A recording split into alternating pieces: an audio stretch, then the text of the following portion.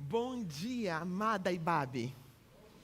Que a graça e a paz do nosso Senhor Jesus Cristo continue inundando o coração de cada um de nós esta manhã. Queria dar também as boas-vindas aos queridos que não quiseram passar pelo dilúvio hoje de manhã e resolveram assistir em casa. Que você seja igualmente abençoado. Você que vai ouvir mais adiante, qualquer outro dia, qualquer outro horário, que você também seja muito abençoado. Queridos e queridas, o texto que Deus deu no meu coração para partilhar com vocês é uma canção. É um hino. É um hino que o judeu cantava. É um hino em que Jesus Cristo, em Nazaré, na sinagoga, pertinho da casa dele, também cantava. O maior livro da Bíblia é um livro de cânticos. O maior livro da Bíblia é um livro de louvor. Eu quero partilhar com vocês hoje de manhã o louvor do Salmo 19. Salmo não tem capítulo. Salmo é um livro de música. Era a música que o judeu, que o hebreu cantava. E eu gostaria de refletir com cada um de vocês esse lindo salmo. Salmo, hino, número 19. Esse cântico foi escrito pelo próprio rei Davi. É um dos salmos escrito por Davi, cantado na congregação. E C.S. Lewis, o professor de literatura inglesa de Oxford, dessa faculdade bem renomada, ele diz algo lindo. Ele fala como sendo o maior poema do Saltério e uma das letras mais belas do mundo. É interessante ouvir alguém, né? Falando que a literatura é uma das mais belas escritas. E um senhorzinho bem idoso, da época que eu fazia faculdade, ele chama John Vernon McGee. É um bem velhinho, ele já está na glória. Ele falou que esse é o Salmo da manhã. O Salmo 8 é o cântico do dia. Mas esse é o cântico que fala sobre as estrelas, o Salmo da noite. Esse Salmo tem 3 partes. E eu dividi assim: olhando para cima, olhando para baixo e olhando para si mesmo. E eu gostaria de ler a primeira parte, que é olhando para cima. Versículo 1 até o versículo 6. Salmo 19, 1 ao 6. Ele começa assim: os céus declaram a glória de Deus. O firmamento proclama a obra das suas mãos. Um dia fala disso a outro dia. Uma noite o revela a outra noite. Sem discurso nem palavras, não se ouve a sua voz, mas a sua voz ressoa por toda a terra, e as suas palavras até o confim do mundo. Nos céus, ele armou uma tenda para o sol, que é como um noivo que sai do seu aposento e se lança em sua carreira, com a alegria de um herói. Sai de uma extremidade dos céus e faz o seu trajeto até a outra. Nada escapa ao seu calor. Gente, não é linda essa poesia? Não é lindo? Os céus proclamam a glória de Deus. O firmamento anuncia as obras das suas mãos. Queridos e queridas, quando não tinha a palavra de Deus escrita, quando não tinha nada da palavra de Deus escrita, nem os profetas, nem o Pentateuco, o que dizia que Deus existia era a natureza. Quando não tinha nenhuma palavra escrita, as pessoas sabiam que tinha um Deus por causa da natureza. E Paulo fala disso. Vamos olhar bem rapidinho em Romanos, capítulo 1, versículo 19 e 20. Deus, o próprio Deus, fala que a natureza declarava que existia um Deus. Jesus, Deus fala isto através de Paulo. em Romanos capítulo 1, versículo 19 e versículo 20. Olha só o que fala, Romanos 1, 19 e 20. Pois o que Deus se pode conhecer é manifesto entre eles, porque Deus lhes manifestou. Pois desde a criação do mundo, os atributos invisíveis de Deus, seu eterno poder e sua natureza divina têm sido vistos claramente, sendo compreendidos por meio das coisas criadas, de forma que tais homens são indesculpáveis. Não tem como ninguém falar, eu não sabia que tinha Deus. Porque a natureza atesta, a natureza fala que tem um Deus. A natureza de Deus. E sabe o que eu acho, queridos? Hoje de manhã, o que ficou muito claro no meu coração, partilhar com vocês, é que nós não temos olhado a natureza.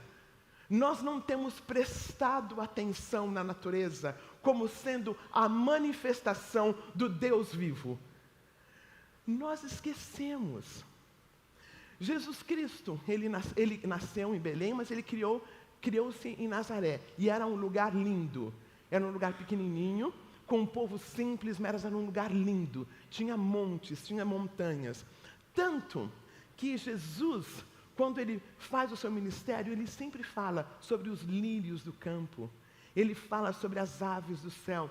Jesus Cristo observava a natureza. Jesus cantou esse hino. Salmo 19, os céus proclamam a glória de Deus, o firmamento anuncia as obras de suas mãos. Eu pedi que o pessoal da comunicação gentilmente colocasse uma foto para vocês sobre essa criação.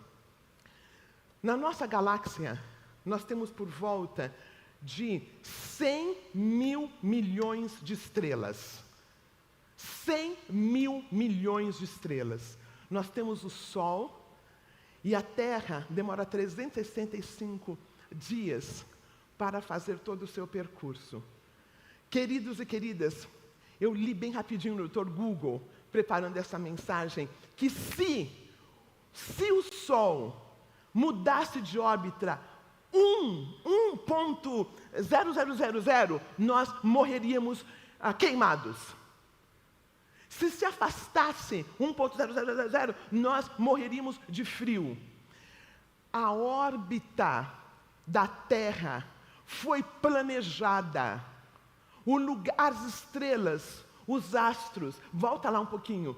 Os astros, todos eles foram planejados, eles estão no lugar certo.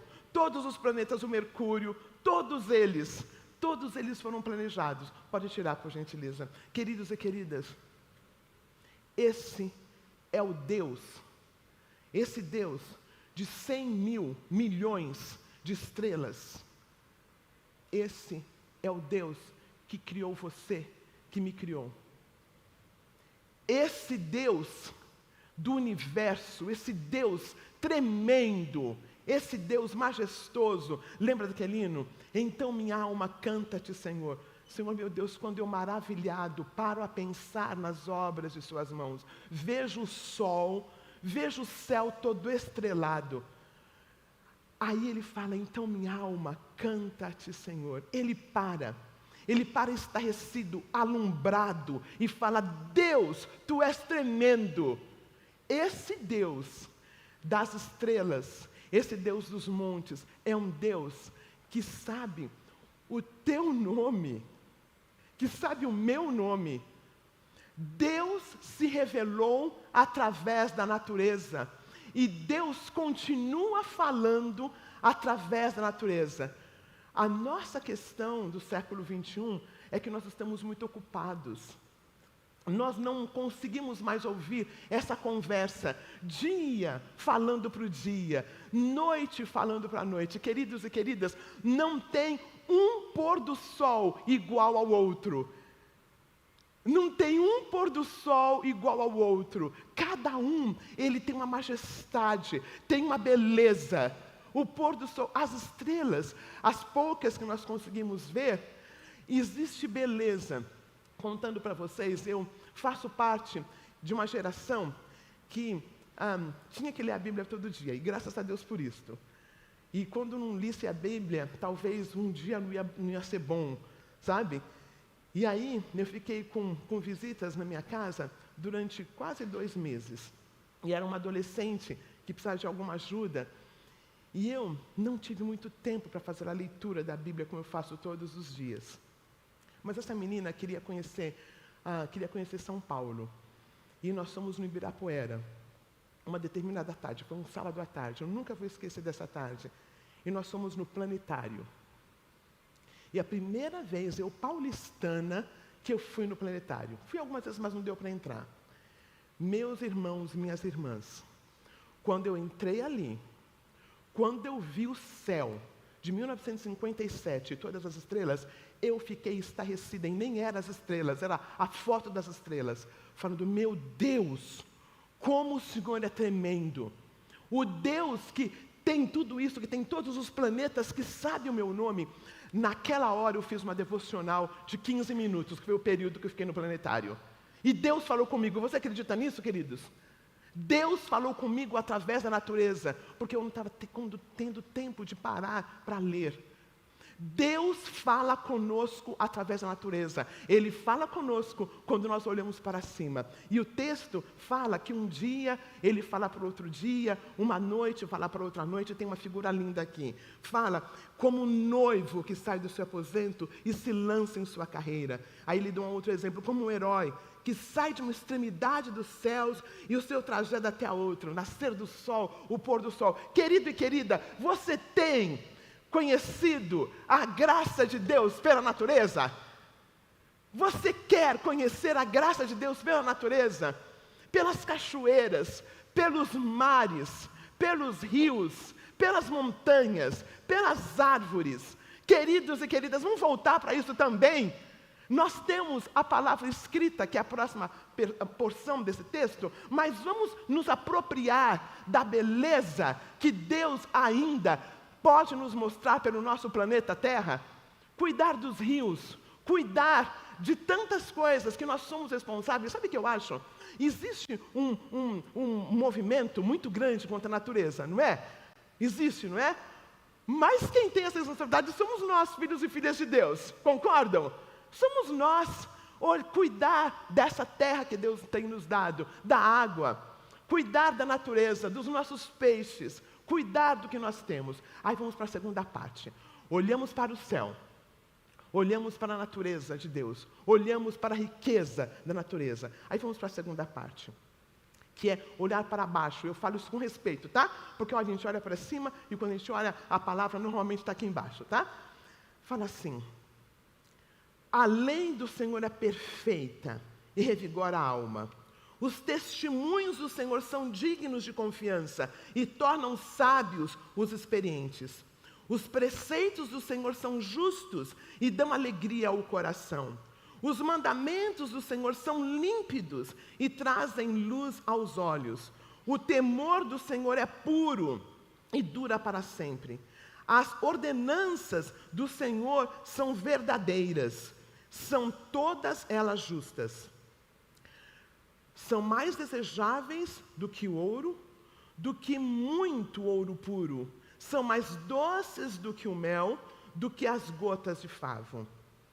Quando eu olho para baixo, eu vejo esse diamante do qual Davi escreve. Ele escreve a palavra de Deus como um diamante, com muitas facetas. E ele dá vários nomes à palavra de Deus. Eu estava pensando aqui, quando eu estudei isso aqui, queridos, que ele faz uma sinopse do Salmo 119. É o Salmo 119 em alguns versículos. Ele resume o Salmo 119. E a primeira palavra que ele usa a lei do Senhor. Aqui ele fala sobre a Torá, a lei do Senhor. A lei do Senhor é perfeita. Perfeita no sentido de ser completa. A lei, a Torá, a lei do Senhor é completa no sentido que cobre todos os aspectos da vida. É suficiente, não falta nada. Por isso tem o poder de restaurar. Ele sempre fala sobre a característica e depois os benefícios. A lei do Senhor. Ela fala, pastor Robinson falou sobre o estudo, hoje de manhã, né? que fala sobre lidar com a família, lidar com as finanças, fala sobre lidar com o nosso chefe, fala sobre lidar com o nosso governo. A lei do Senhor é perfeita, ela cobre todos os aspectos, como lidar com os nossos filhos, como lidar com os nossos filhos nessa sociedade. Agora, como lidar com a questão de gênero? A palavra do Senhor é completa. A palavra do Senhor é completa, perfeita, cobre todos os aspectos da vida, é suficiente, não falta nada. Por isso, ela pode restaurar, revigorar, converter a alma. É o manual do Criador.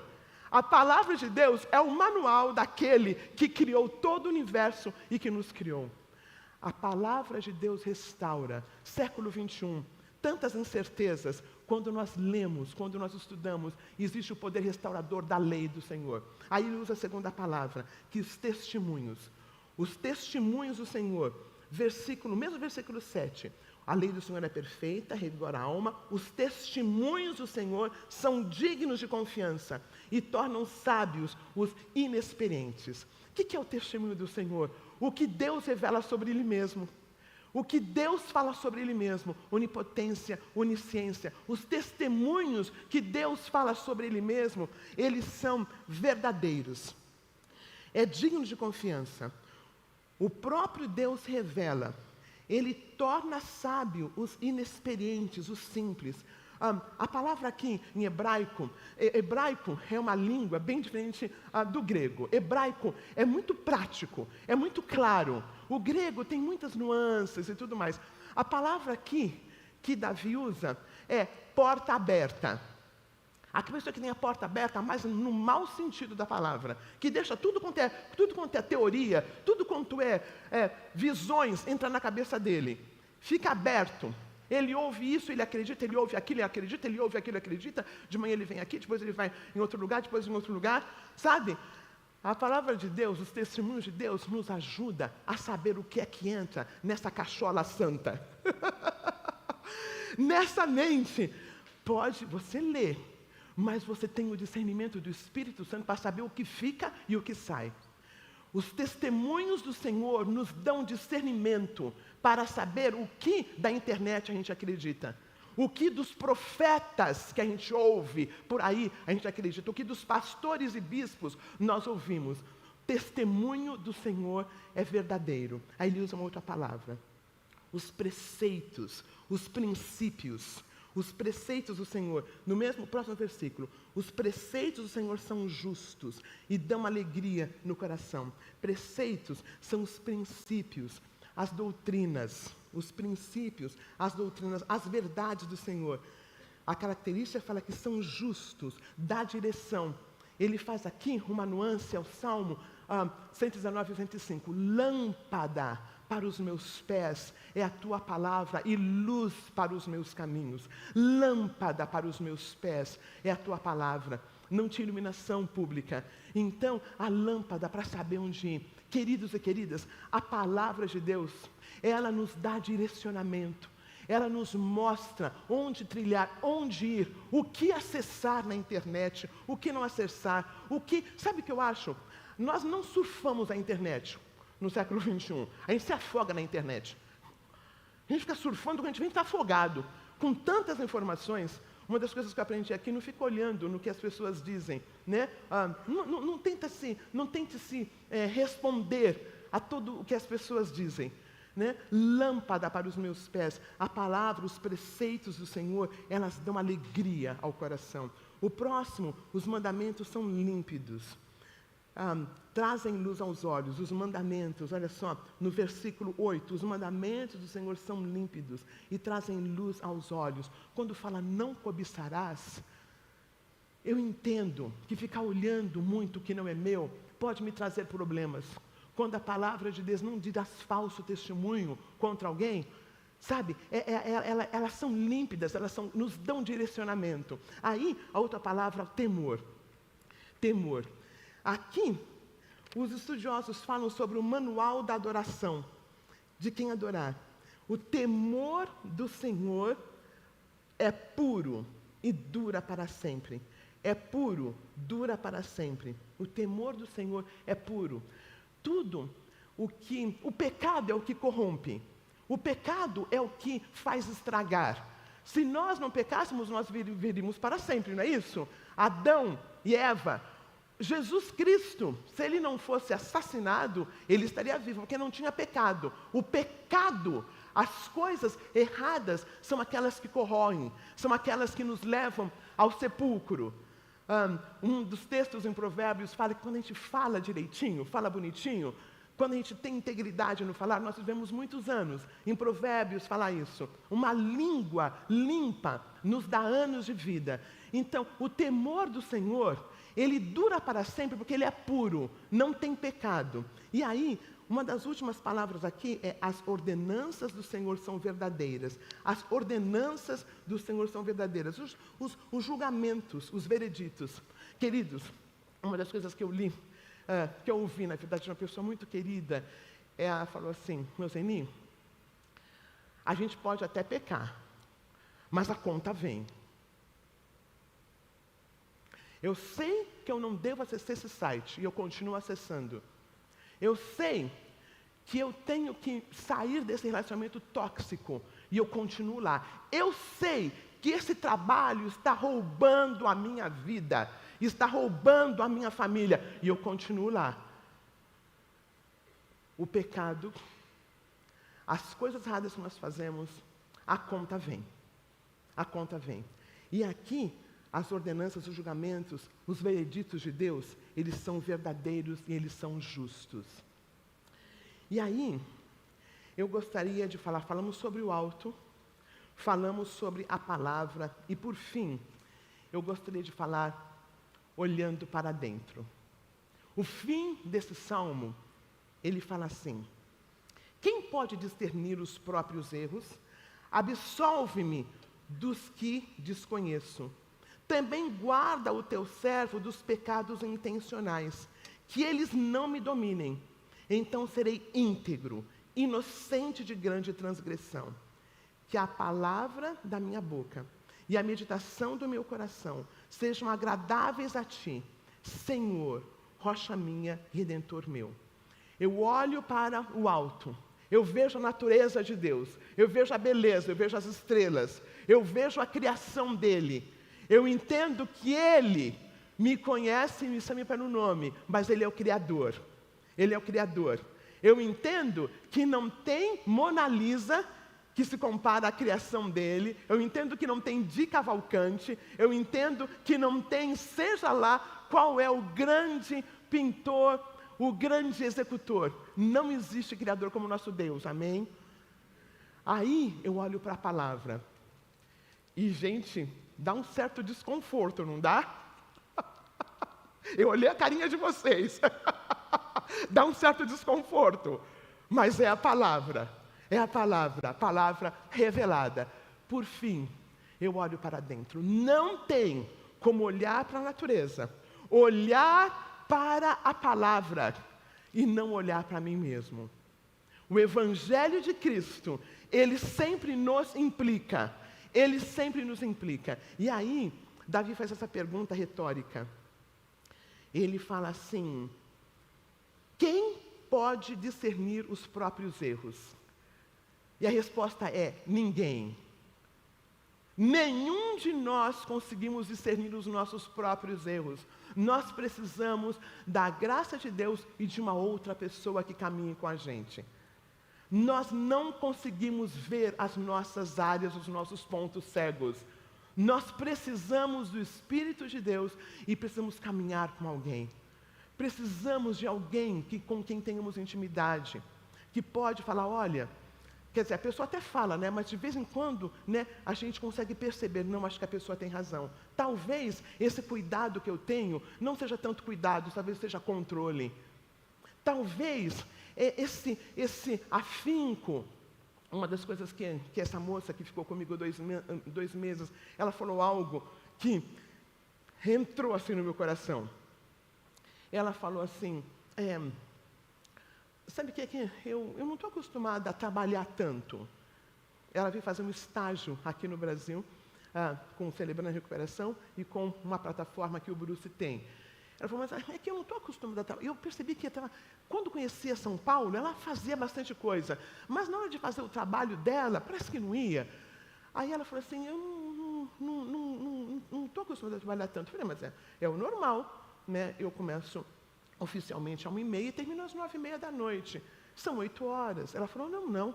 Você não trabalha menos que 14 horas. Eu falei, 14 horas?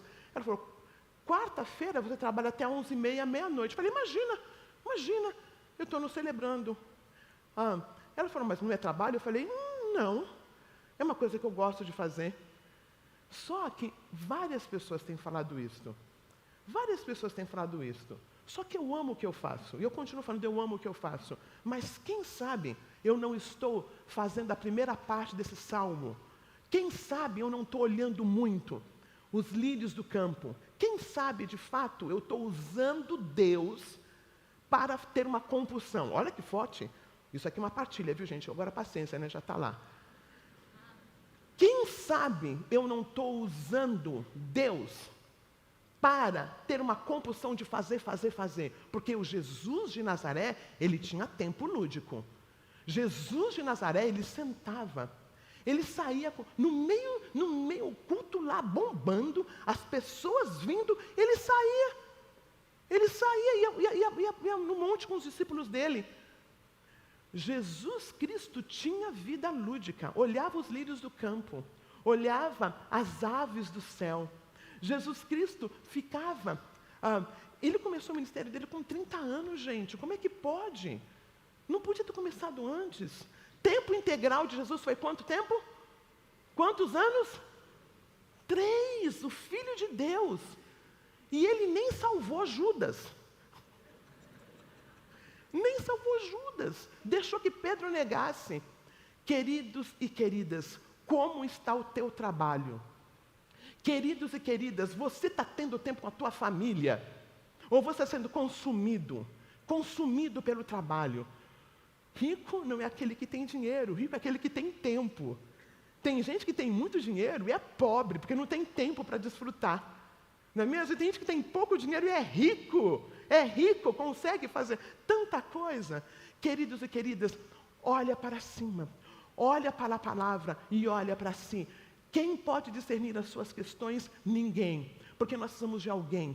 Se nós só temos coisas para fazer, e nós não temos pessoas perto de nós, nós somos pobres em relacionamentos. E eu queria terminar com um versículo, porque a revelação maior, tem a natureza, tem a palavra, e tem a natureza do adorador. Mas a revelação maior é de Jesus Cristo de Nazaré.